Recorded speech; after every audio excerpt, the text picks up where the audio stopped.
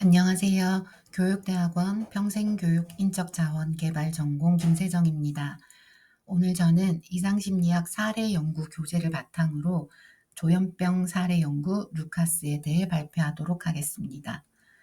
이번 발표를 통해 조현병의 임상적 특징과 치료 과정을 루카스라는 사례를 중심으로 살펴보고, 특히 심리치료가 어떻게 환자의 회복에 기여하는지 체계적으로 분석해 보도록 하겠습니다.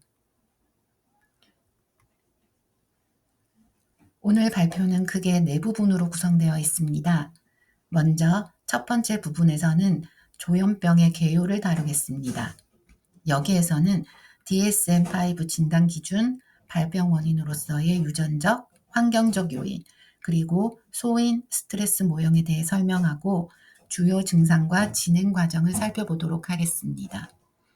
두 번째 부분에서는 루카스 사례를 중심으로 주요 증상과 사회적 기능 저하를 분석하고 증상이 어떻게 진행되었는지, 그리고 하트 박사와의 만남을 통해 회복이 어떻게 시작되었는지 살펴보겠습니다. 세 번째 부분이 오늘의 발표의 핵심인데요. 치료 개입별 해설입니다.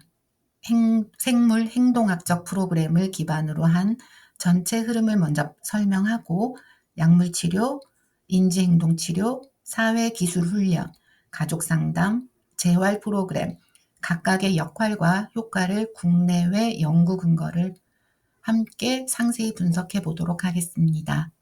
마지막으로는 종합 정리와 시사점에서 치료 순서와 결과를 정리하고 심리치료의 핵심적 역할과 상담심리학 현장에서의 의의를 논하도록 하겠습니다.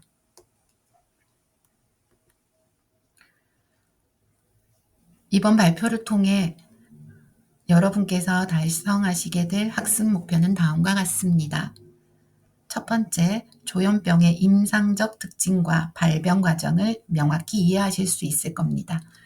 단순한 증상 암기가 아니라 왜 이런 증상들이 나타나는지, 어떤 과정을 거쳐 발병하는지에 대한 논리적 이해를 목표로 합니다. 두 번째, 루카스 사례를 통해 증상 진행과 회복의 실제 과정을 구체적으로 학습하실 겁니다. 이론만으로는 알 수 없는 실제 환자의 경험과 변화 과정을 이해하게 됩니다. 세 번째, 약물 치료, 심리치료, 가족 상담, 재활 개입, 각각의 역할을 통합적으로 설명할 수 있게 됩니다.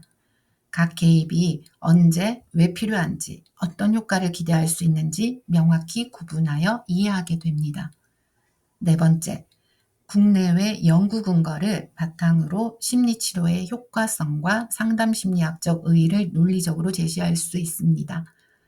오늘 제시할 여러 메타 분석 연구들과 실증 연구들을 통해 과학적 근거에 기반한 설명이 가능해집니다. 조현병의 진단은 DSM-5 기준에 따라 이루어집니다. 주요 증상 중 2가지 이상이 1개월 동안 대부분의 시간에 뚜렷하게 나타날 때 진단할 수 있습니다. 먼저 5가지 주요 증상을 살펴보겠습니다. 망상입니다. 이는 현실과 맞지 않는 고정된 믿음으로, 예를 들어 누군가 나를 조종한다와 같은 확신을 말합니다. 두 번째는 환각입니다. 실제로 존재하지 않는 지각 경험입니다. 가장 흔한 유형은 청각 환각, 즉 환청입니다. 세 번째는 와해된 언어로 논리적 연결성이 부족한 언어 표현을 의미합니다. 주제에서 이탈하거나 동문서답을 하는 경우가 이에 해당합니다. 네 번째는 매우 비정상적인 행동으로 사회적 규범에서 크게 벗어난 행동이나 긴장증적 모습을 포함합니다. 마지막으로 음성 증상은 정서 표현 감소, 의욕 저하 등 결핍 양성을 보이는 증상입니다. 여기서 중요한 용어를 정리하자면, 양성 증상은 평소에 없던 것이 생기는 것으로 환각과 망상을 말하고, 음성 증상은 있어야 할 기능이 줄어드는 것으로 정서와 의욕의 감소를 의미합니다. 발병 원인을 살펴보면 조현병은 소인 스트레스 모형으로 설명됩니다. 즉, 유전적 취약성에 환경적 스트레스가 가해질 때 발병한다는 것입니다. 전 세계 발병률은 대략 인구의 0.5%에서 1% 정도로 100명 중 1명 정도가 일생에 한 번은 경험할 수 있는 질환입니다. 유전적 요인을 보면 일반인의 발병률이 1%인 반면 부모나 형제 중 환자가 있을 때에는 5에서 10%로 증가하고 부모 모두가 환자일 때는 40에서 50%, 일란성 쌍둥이의 경우 40에서 65%까지 높아집니다. 환경적 요인으로는 가족사, 경제적 어려움, 상실 경험 등이 있으며 핵심은 유전적 취약성을 가진 개인에게 반복적 스트레스가 가해질 때 발병 위험이 커진다는 점입니다. 루카스 사례에서 나타난 주요 증상들을 구체적으로 분석해 보겠습니다. 먼저 환각 증상을 보면 루카스는 천사의 목소리를 듣는다고 하였습니다. 또한 TV나 SNS 속 인물과 대화하고 메시지를 수신한다고 믿었습니다.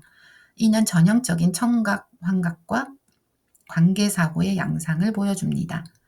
망상 증상으로는 자신이 특별한 힘을 가졌다고 믿고 다른 사람의 행동을 조종할 수 있다고 확신하는 모습을 보였습니다. 이는 피해 망상과 가대 망상이 혼합된 형태로 나타납니다. 여기서 피해 망상은 해를 입을 것이라는 확신을, 관계사고는 무관한 사건이 자신과 관련이 있다고 해석하는 것을 의미합니다. 루카스의 경우 환각과 망상이라는 최소 2가지 이상의 증상이 확인되어 DSM-5 진단 기준을 충족했습니다. 조현병에서는 증상 자체뿐만 아니라 사회적 기능의 저하가 매우 중요한 문제입니다. 루카스의 경우를 통해 이를 살펴보도록 하겠습니다.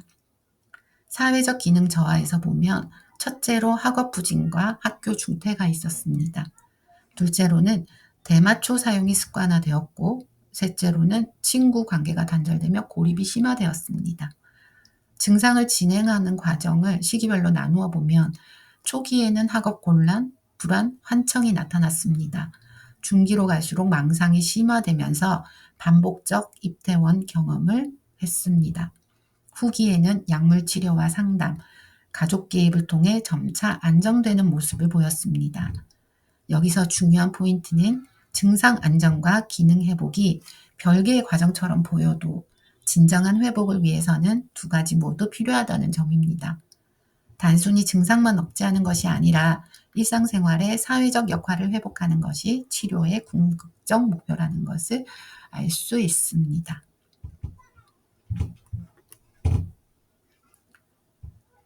루카스의 회복 과정에서 가장 중요한 전환점은 하트 박사와의 만남이었습니다. 이 과정을 단계별로 분석해 보겠습니다. 먼저 치료 이전 상황을 보면 반복된 입원과 퇴원으로 인해 치료에 대한 불신이 깊어져 있었습니다. 기존 치료에 대한 회의적 태도가 강했고 새로운 치료자에 대해서도 회의적이었고 치료 관계 형성 자체가 어려운 상황이었습니다. 하지만 하트 박사의 접근은 달랐습니다. 환자의 경험을 존중하고 판단하지 않는 치료적 태도를 유지했습니다. 평가나 판단 대신에 경청을 통해 환자 중심적 접근을 했습니다. 가장 중요한 변화의 시작은 작은 합의에서 신뢰가 출발한다는 점입니다. 루카스가 약이 멍하게 한다 하고 호소했을 때 하트 박사는 이를 반박하지 않고 인정했습니다. 그리고 복용 시간과 용량을 함께 조정했습니다. 이러한 공유 의사결정, 즉 SDM은 내 의견이 반영된다는 경험을 주어 신뢰를 만드는 핵심 요소였습니다.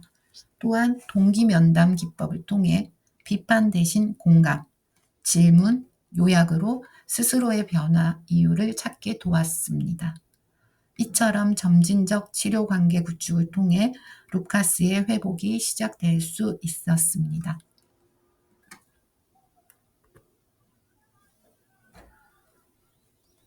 루카스의 치료는 생물행동학적 프로그램을 기반으로 한 통합적 접근으로 이루어졌습니다.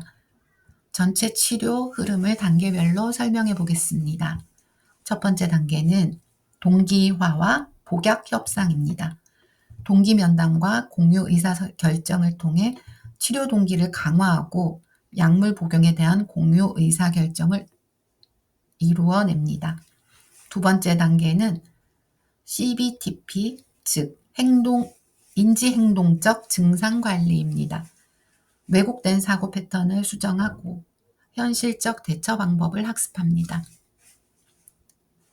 세 번째 단계는 SST, 즉 사회기술훈련입니다. 사회적 상호작용 기술을 향상시키고 자신감을 회복합니다. 네 번째 단계는 가족 상담으로 가족 지지 체계를 강화하고 의사소통을 개선합니다. 다섯 번째 단계는 재활과 재발 예방으로 사회적 기능을 회복하고 지속적인 관리 체계를 구축합니다. 이 순서는 동기 형성에서 시작해서 증상 관리, 기술 습득, 환경 조성, 역할 회복으로 이어지는 논리적 흐름을 가지고 있습니다. 각 단계가 다음 단계의 기반이 되는 체계적인 접근법입니다. 생물 행동학적 프로그램은 약물 치료와 심리 치료를 결합한 통합적 접근 방법입니다. 약물 치료 부분을 보면 루카스는 리스페리돈이라는 항정신병 약물을 복용했습니다. 이를 통해 환청과 망상이 완화되는 경험을 했지만 피로와 무기력이라는 부작용도 경험했습니다. 심리치료 부분은 통합적 접근으로 이루어졌습니다. 다단계 치료 관계를 거치며 순차적 개입을 통해 개별화된 치료를 제공했습니다. 전체 순서를 다시 정리하면 첫째, 동기화와 복약 협상, 둘째, CBTP를 통한 인지행동적 증상관리, 셋째, 사회기술훈련, 넷째, 가족상담, 다섯째, 재활과 재발 예방 순으로 진행됩니다. 이러한 치료의 핵심은 약물이 증상 안정에 기반을 제공하고 심리치료가 그 효과를 일상 기능으로 연결한다는 점입니다. 단순히 증상을 억제하는 것을 넘어서 삶의 회복으로 이어지게 하는 것이 목표입니다. 약물 치료에 대해 살펴보겠습니다. 루카스가 복용한 리스페리돈은 비전형적 항정신병 약물로 환청과 망상 완화의 효과를 보였지만 피로와 무기력이라는 부작용도 경험했습니다. 항정신병 약물의 특징을 구분해서 설명드리면 먼저 약물의 목적은 양성 증상 억제입니다. 전형적인 약물, 즉 1세대 약물은 부작용이 많았습니다. 도파민 D2 수용체를 강하게 차단해서 주체외계로 부작용, 즉 EPS가 자주 발생했습니다. 이에는 근긴장 이상, 정좌불능 등이 포함됩니다. 비전형적 약물, 즉 2세대 약물인 리스페리돈은 효과는 높이면서 부작용은 감소시켰습니다. 세로토닌 5-HTEA와 도파민 D2 수용체를 동시에 조절하여 EPS를 상대적으로 감소했지만 대신에 피로, 무기력, 체중 증가, 대사 이상이 문제가 될 수 있습니다. 마지막으로 치료 기반 측면에서 보면 약물 치료는 안정적인 치료 기반을 형성하는 역할을 합니다. 하지만 루카스 사례에서 보듯이 부작용으로 인한 복약 거부와 중단을 반복할 수 있어서 이때 심리치료 개입이 중요한 역할을 하게 됩니다.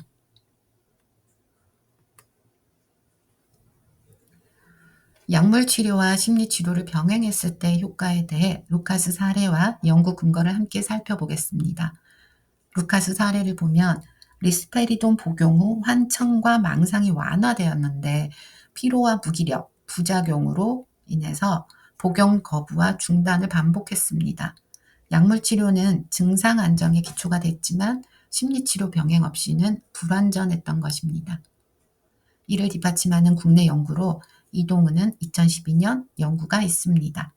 이 연구는 무작위 대조군 설계로 총 60명을 대상으로 했고 약물 저항성 조현병 환자에게 인지행동 치료를 병행했을 때 효과를 검증했습니다. 주요 결과를 보면 실험군의 페나스 양성 증상 점수가 기저치 24.7에서 치료 7.3으로 유의하게 감소했고 BPRS 전체 점수도 41.2에서 32.5로 감소, 전반적 기능을 나타내는 GAF 점수는 52.1에서 64.8점으로 유의미한 향상을 보였습니다. 국제 논문으로는 비겔리 등이 2018년 월드 사이키아트리에 발표한 메타 분석이 있습니다. 이 연구는 53개의 연구를 종합 분석한 결과 CBT 병행이 일반 치료보다 양성 증상 감소에 효과적임을 입증했습니다. 루카스 사례에서 보듯이 리스페리돈 복용 효과와 동시에 부작용으로 치료 거부가 발생했을 때 심리치료 개입이 치료 지속을 가능하게 한 맥락과 이러한 연구 결과들이 일치한다는 점에서 매우 의미가 있습니다. 이 논문들에 관해서는 따로 열린 게시판에 자료를 첨부하도록 하겠습니다. 확인해 보시길 바랍니다.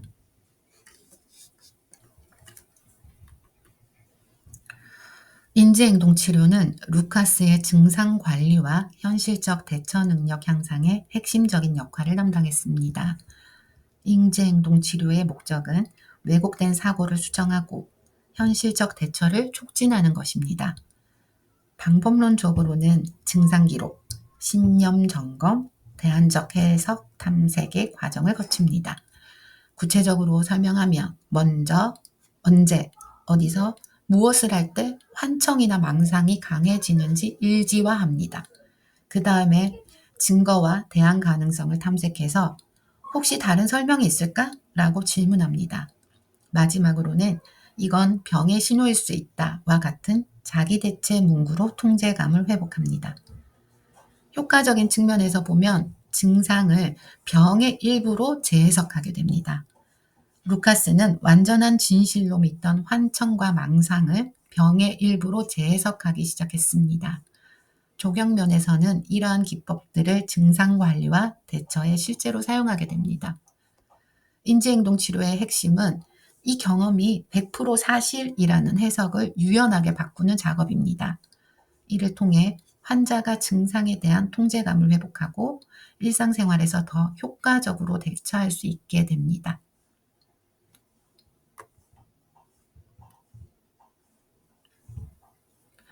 인지행동치료의 효과성에 대한 국내외 연구 근거를 자세히 살펴보도록 하겠습니다. 사례에서 CBT를 통해 환청과 망상을 병의 일부로 재해석하면서 증상에 대한 통제감을 회복했습니다. 치료 과정에서 경험, 기록과 신념 점검, 새로운 해석 찾기를 반복적으로 수행했습니다. 국내 연구로는 황휘수 외 2022년에 발표한 메타 분석이 있습니다. 이 연구는 2000년부터 2020년까지 국내 RCT 및 필드 연구 15편을 통합 분석했고 총 1024명을 대상으로 했습니다. 주요 결과를 보면 전체 효과 크기는 SMD 0.625로 중간 수준의 효과를 보였습니다. 특히 10에서 20회기 주 2회 실시한 집단에서 가장 효과가 뚜렷했으며 개별 치료보다 집단 치료 효과가 높다고 보고되었습니다. 이는 역할 모델과 상호 지지 효과 때문이라고 분석합니다. 불안, 자아 존중감, 대인관계, 삶의 만족도 등 5개 하위 영역에서 모두 중간 이상의 효과 크기인 0.45에서 0.68을 보였습니다. 국제 논문으로는 앞서 언급한 비겔리 등의 2018년 연구가 있습니다. 50세계 연구 메타 분석에서 CBT 병행이 일반 치료보다 양성 증상 감소에 효과적임을 입증했습니다. 루카스 사례에서 하트 박사와 CBT 개입은 단순 증상을 억제하는 것이 아니라 환청과 망상을 병의 일부로 재해석하게 하고 증상에 대한 통제감을 키웠다는 점에서 이러한 결과들과 일치합니다.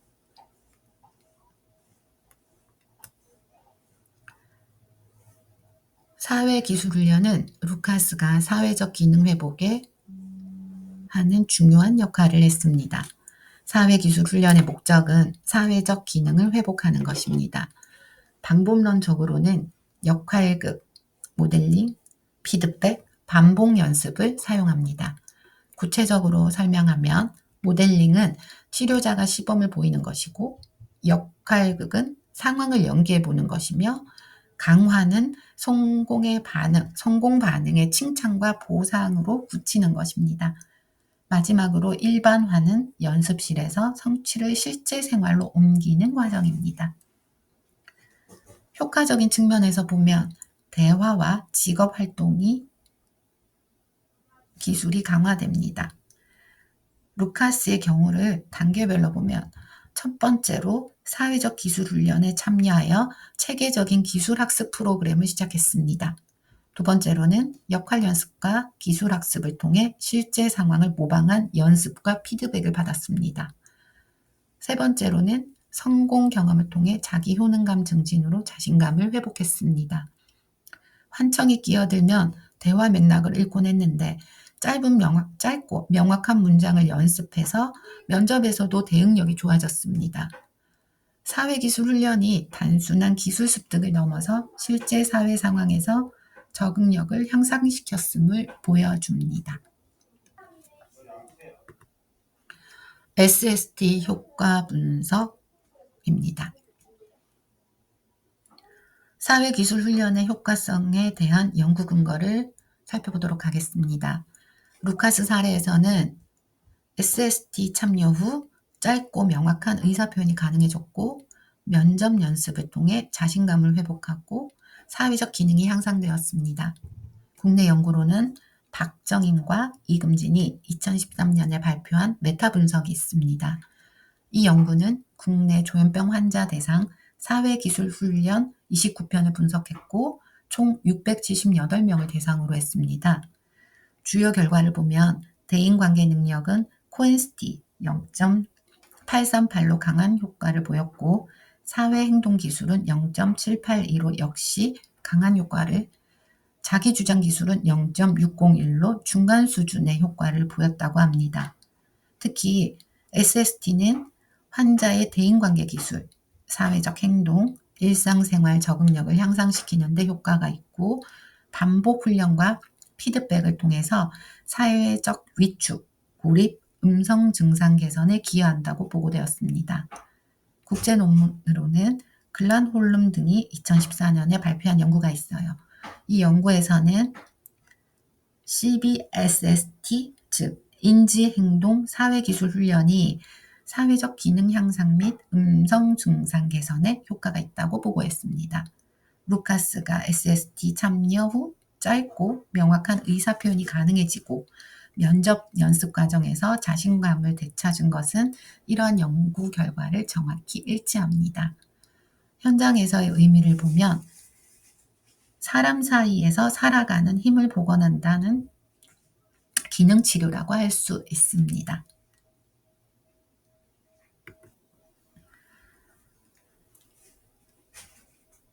가족 상담은 루카스의 회복 과정에서 중요한 지지 환경을 조성하는 역할입니다.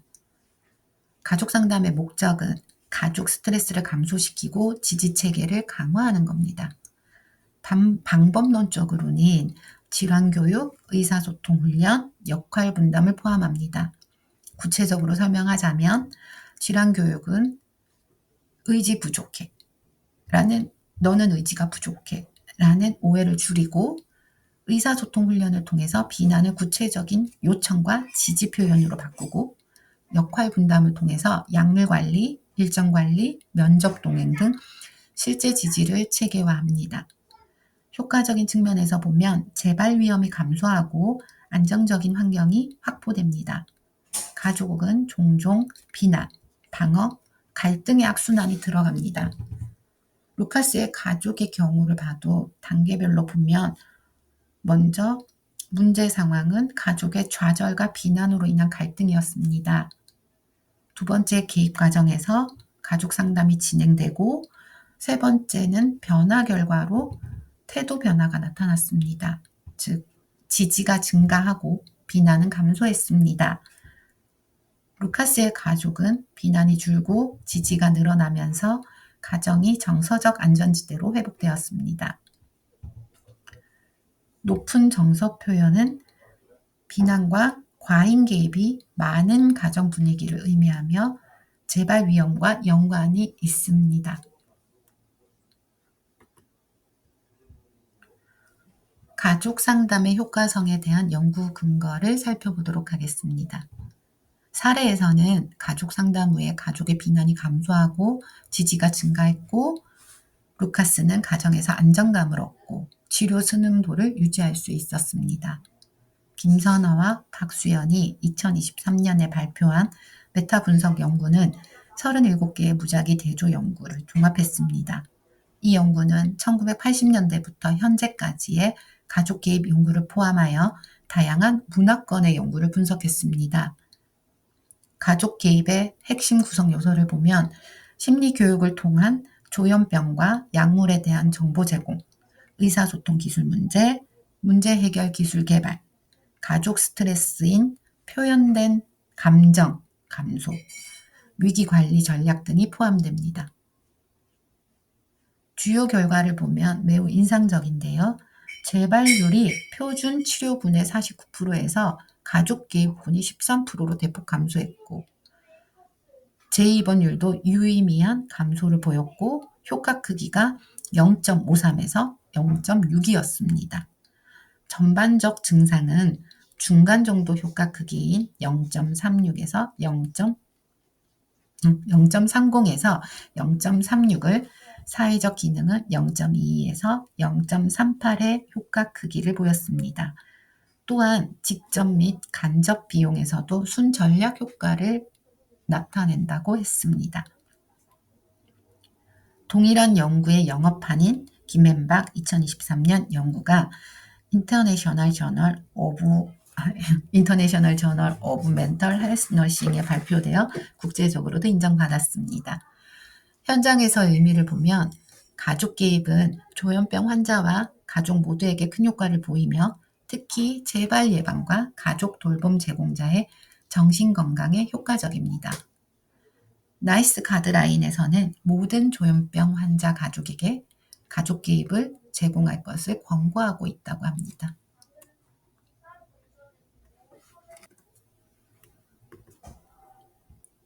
다음은 재활 프로그램입니다.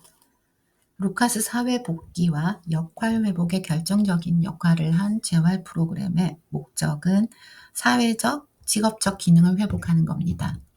내용적으로는 직업훈련, 사회기술 유지, 집단 모임이 포함됩니다. 효과적인 측면에서 보면 자기 효능감이 증가하고 사회적 연결이 유지되고, 궁극적으로는 재발 예방에 기여합니다. 루카스의 경우는 단계별로 보면 먼저 직업훈련에 참여해서 체계적인 직업기술을 습득하고 운전 자격을 취득하고, 그리하여 실용적 기술 습득을 통한 자립 능력을 향상시켰습니다. 마지막으로는 유급 운전자로 취업해서 실제 사회 복귀와 경제적 자립을 할 수 있게 되었습니다. 재활 목표는 증상을 완전히 제거하는 것이 아니고 역할을 회복하는 겁니다. 루카스는 운전 자격을 취급해서 마지막에는 유급 운전자로 일할 수 있었습니다. 이는 자기 효능감을 높이고 사회적 연결을 복원했습니다. 여기서 중요한 개념인 자기 효능감은 나는 할 수 있다는 수행 기대를 의미하고 재발 예방과 밀접한 관련이 있습니다. 재활과 행동 활성화 프로그램의 효과성에 대한 연구 근거입니다. 사례에서는 운전 자격 취득 후 유급 운전자로 취업했고, 집단 모임 참여로 사회적 연결성을 유지하고 자기 효능감이 향상되었습니다. 국내 연구로는 송승권과 황정하가 2021년에 발표한 연구가 있습니다. 이 연구는 조현병 환자 대상 그룹 기반 행동 활성화 프로그램을 연구했고, 무작위 대조군 설계로 실험군 15명과 통제군 15명을 비교했다고 합니다. 프로그램은 주 1회 10회기 BAB 집단 개입으로 구성되고, 활동 계획, 실행, 피드백의 과정을 포함했습니다. 여기에 보면 주요 결과가 있습니다. 우울감이 BDI 28.3에서 19.7 감소했고 삶의 만족도도 18.5에서 24.2로 증가하고 페나스 총점이 69.4에서 58.6으로 감소하는 증상을 보였습니다. 프로그램 참여자는 우울감 감소, 삶의 만족도 증가, 증상 심각도 개선을 보고했습니다. 이는 직업훈련, 사회기술 유지, 집단활동 참여가 환자의 사회적 통합에 중요한 역할을 한다는 것을 시사합니다. 국제 논문으로는 엘 애쉬리 등이 2021년에 발표한 연구가 있습니다. 이 연구에는 ACT, 즉 수용 전염 치료가 환청 개선, 재입원율 감소, 약물 순응도 향상에 기여한다고 보고했습니다. 수용 전염 치료가 ACT는 증상을 없애려기보다 불편한 경험을 수용하고 중요한 가치에 맞춰 행동을 이어가도록 돕는 치료로 수용, 인지 탈융합, 가치, 전념 행동을 핵심 요소로 합니다. 루카스도 운전 자격 취득과 취업 성공으로 자기 효능감을 회복했고 집단 모임을 통해서 사회적 연결성이 유지되었던 것이 이러한 연구 결과들과 일치합니다. 지금까지 살펴본 루카스의 치료 과정을 5단계로 종합 정리해 보겠습니다.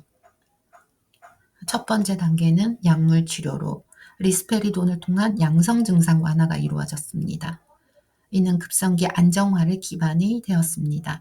두 번째는 인지행동 치료로 왜곡된 사고 수정과 현실적 대처 기법을 학습했습니다. 해석 전환과 대처 기술 습득이 핵심이었습니다. 세 번째 단계는 사회기술 훈련으로 사회적 기술과 자신감을 회복했습니다. 사회적 기술과 자신감 회복이 주요 성과였습니다. 네 번째 단계는 가족 상담으로 지지 체계를 강화하고 환경을 개선했습니다. 지지 환경 조성이 중요한 역할입니다. 다섯 번째 단계는 재활 프로그램으로 사회 복귀와 재발 예방을 달성했습니다. 역할 회복과 유지 전략 수립이 최종 목표였습니다. 최종 결과로 루카스는 이러한 체계적이고 통합적인 치료 접근을 통해서 사회적 기능을 회복하고 안정적인 삶을 영위할 수 있게 되었습니다. 증상관리에서 삶의 회복으로의 전환입니다. 단순히 증상을 억제하는 것은 넘어서 환자가 의미 있는 삶을 살아갈 수 있도록 돕는 것이 진정한 치료의 목표라는 것을 알 수 있습니다. 심리치료가 조현병 치료에서 가지는 핵심적인 역할을 정리해 보도록 하겠습니다. 요약을 하자면 약물은 증상 안정에 기반을 제공하지만 회복은 심리치료가 만들어냅니다. 심리치료의 핵심적 기여를 세 가지로 정리하면 환자의 주체적인 참여와 통찰을 촉진합니다. 환자가 수동적인 치료 대상이 아니고 능동적인 회복의 주체가 되도록 돕는 겁니다.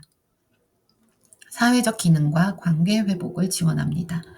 단순한 증상 관리를 넘어서 실제 삶에서 관계와 역할을 회복할 수 있도록 돕습니다. 세 번째로는 재발 예방과 장기적 유지를 가능하게 합니다. 일회성 치료가 아니고 지속적인 회복 상태를 유지할 수 있는 기반을 마련합니다.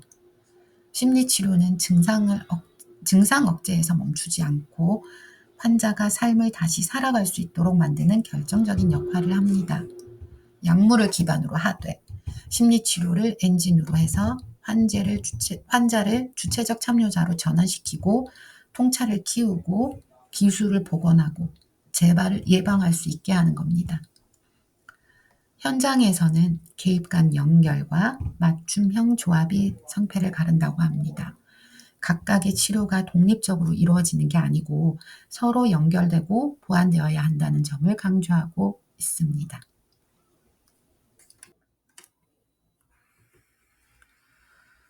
마지막으로 상담심리학 현장에서의 의의를 말씀드리겠습니다. 조현병 치료는 의학적 접근만으로는 불충분합니다. 상담심리학은 환자 곁에서 변화를 동행하는 역할을 수행합니다. 세 가지로 정리하자면 환자의 경험을 존중하고 동기를 강화하는 역할입니다. 환자를 진단명이 아닌 한 사람으로 보고 그들의 경험을 존중하고 스스로 변화할 수 있는 동기를 강화합니다. 두 번째로 가족과 지역 사회의 지지적 환경을 조성하는 역할입니다. 환자 개인만이 아니라 그들을 둘러싼 환경 전체를 치료의 대상으로 봅니다. 세 번째, 회복 과정에서 전문적 동반자로 기능하는 역할입니다. 단순한 치료자가 아니라 회복 여정의 동반자로서 함께 걸어갑니다. 결론적으로 상담심리학은 조현병 환자의 전인적 회복과 사회적 통합을 가능하게 하는 핵심 영역입니다. 환자의 경험을 존중하고 동기를 강화하며 가족과 지역사회의 지지 환경을 설계합니다. 임상 현장에서의 증상과 기술 개선을 지역사회에서의 관계와 역할 회복으로 연결하는 직역이 바로 상담심리사라고 합니다. 조현병 치료에서 상담심리사는 의료진과 환자, 환자와 가족, 임상과 지역사회를 연결하는 중요한 가교 역할을 담당하고 있습니다. 지금까지 긴 시간 동안 집중해서 들어주셔서 감사합니다. 오늘 발표를 통해서 조현병이 단순히 증상이 아닌 증상으로만 이해하는 질환이 아니고 환자의 전인적 회복이 가능한 질환임을 이해되면 좋겠습니다. 특히 루카스 사례를 보듯이 약물 치료와 심리 치료가 통합적으로 이루어질 때, 그리고 환자를 중심으로 가족과 지역 사회가 함께 할 때 진정한 회복이 가능하다는 점 기억해 주시면 감사하겠습니다. 앞으로 교육 현장에서나 혹은 상담 현장에서 이러한 어려움을 겪고 있는 분을 만나게 되면 오늘 함께 나눈 내용들이 도움되시길 바랍니다. 혹시 궁금한 점이나 추가로 논의하고 싶은 내용이 있으시면 언제든지 말씀해 주시고요. 발표 사이에 나온 논문은 따로 정리해서 게시판에 PPT 내용과 함께 올려두도록 하겠습니다.